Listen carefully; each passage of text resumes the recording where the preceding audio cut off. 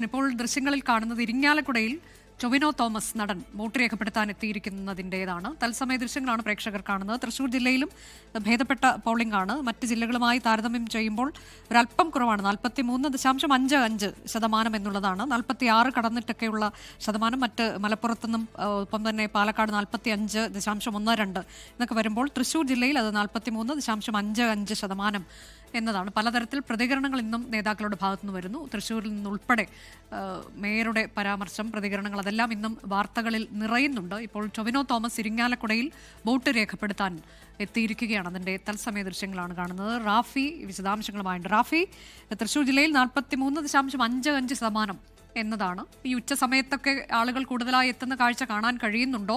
പലയിടത്തും ഇപ്പോഴും നീണ്ട നിര. ഉച്ച സമയത്തൊക്കെ ചിലപ്പോൾ ആളുകൾ ഒന്ന് വിശ്രമിച്ചിട്ട് ഉച്ച കഴിഞ്ഞ് വരാമെന്നൊക്കെ കരുതുന്ന നേരമാണ്. പക്ഷേ ചില സ്ഥലങ്ങളിലൊന്നും അതല്ല കാഴ്ച.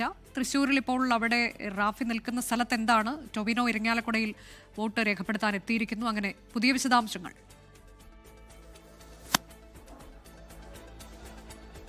അനുജ, തീർച്ചയായും ഉച്ച സമയത്ത് ബൂത്തുകളിൽ അല്പം ഒന്ന് തിരക്കിന് കുറവുണ്ട്. രാവിലെ മുതൽ വലിയ തിരക്കുണ്ടായിരുന്നു. ഞാനിപ്പോൾ നിൽക്കുന്നത് ഇരിങ്ങാലക്കുടയിലെ പോളിംഗ് ബൂത്തിലാണ്. ഇവിടെ രാവിലെ മുതൽ വലിയ തിരക്കായിരുന്നു.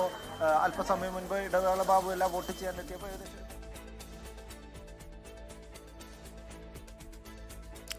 അതാണ്. ഉച്ച സമയമാകുമ്പോൾ ചില സ്ഥലത്ത് നീണ്ട ക്യൂ ഉണ്ട്. പ്രത്യേകിച്ച് സ്ത്രീകളൊക്കെ ഉച്ചയ്ക്ക് കൂട്ടത്തോടെ വോട്ട് ചെയ്യാനെത്തുന്ന കാഴ്ച നമ്മൾ നേരത്തെ കോഴിക്കോട്ട് നിന്നൊക്കെ അത്തരം കാഴ്ചകളാണ് കണ്ടത്. എന്നാൽ മറ്റ് ചില സ്ഥലത്തൊക്കെ പതിവ് രീതിയിൽ ഉച്ചയാകുമ്പോൾ തിരക്കൽപ്പം കുറയുന്നു എന്നതാണ് കാണാൻ കഴിയുന്നത്. ഇപ്പോൾ പ്രേക്ഷകർ കാണുന്നത് ടൊവിനോ തോമസ് വോട്ട് രേഖപ്പെടുത്താൻ എത്തുന്നതാണ്. ഇരിങ്ങാലക്കുടയിലാണ് അദ്ദേഹം വോട്ട് ചെയ്യുന്നത്. മറ്റൊരു ഇടത്ത് ഷാഫി പറമ്പിൽ വോട്ട് ചെയ്യുന്നു. അദ്ദേഹം എത്തിയിരിക്കുകയാണ്. MP വോട്ട് രേഖപ്പെടുത്താൻ എത്തിയിരിക്കുന്നു എന്നതിൻ്റെ കാഴ്ചകളും കാണുന്നുണ്ട്. അങ്ങനെ പ്രമുഖരായ നേതാക്കൾ, അതുപോലെ സെലിബ്രിറ്റികളൊക്കെ വോട്ട് രേഖപ്പെടുത്താൻ എത്തിയിരിക്കുകയാണ്. 6 മണി വരെ വോട്ട് ചെയ്യാം. വടക്കൻ കേരളമാണ് ഇന്ന് വിധി എഴുതുന്നത്. ഭേദപ്പെട്ട പോളിംഗ് തന്നെയാണ് ഇന്നും ഇപ്പോൾ ഉള്ളത്. നമുക്കറിയാം, ആദ്യ ഘട്ടത്തിൽ തെക്കൻ ജില്ലകളാണ് വിധി എഴുതിയത്. അവിടെയും 70% കഴിഞ്ഞുള്ള പോളിംഗ് ആണ്. കഴിഞ്ഞ തവണത്തേക്കാൾ ഒരല്പം കുറവാണ്. എങ്കിൽ പോലും നല്ല രീതിയിൽ തന്നെ ആളുകളുടെ പ്രതികരണം ഉണ്ടായി. ഇപ്പോൾ ടൊവിനോ തോമസ് അദ്ദേഹം വോട്ട് രേഖപ്പെടുത്തിയതിനു ശേഷം മടങ്ങുകയാണ്. തത്സമയ ദൃശ്യങ്ങളാണ് കാണുന്നത്. ഷാഫി പറമ്പിൽ വോട്ട് ചെയ്യുന്നതിന്റെ ദൃശ്യങ്ങൾ കാണുകയാണ്. അദ്ദേഹം വോട്ട് രേഖപ്പെടുത്തി മടങ്ങുകയാണ്. പ്രതികരണം ഉണ്ടാകുമോ എന്നറിയാൻ നമുക്ക് ആകാംക്ഷയുണ്ട്. പല കാര്യങ്ങളിൽ ഇപ്പോൾ വിവാദങ്ങൾ ഉയർന്നു വരികയാണ്. പ്രത്യേകിച്ച് രാഹുൽ മാങ്കൂട്ടത്തിൽ വിഷയത്തിലൊക്കെ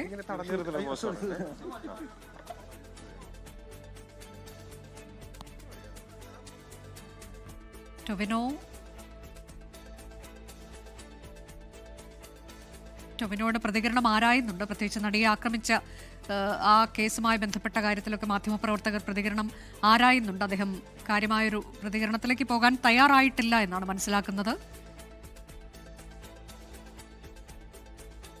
മറുഭാഗത്ത് ഷാഫി പറമ്പലിന്റെ ഒരു പ്രതികരണവും നമ്മൾ കാക്കുന്നുണ്ട്. ഇന്ന് രാഹുൽ മാങ്കൂട്ടത്തിലുമായി ബന്ധപ്പെട്ട വിഷയത്തിൽ വലിയ ഭിന്നത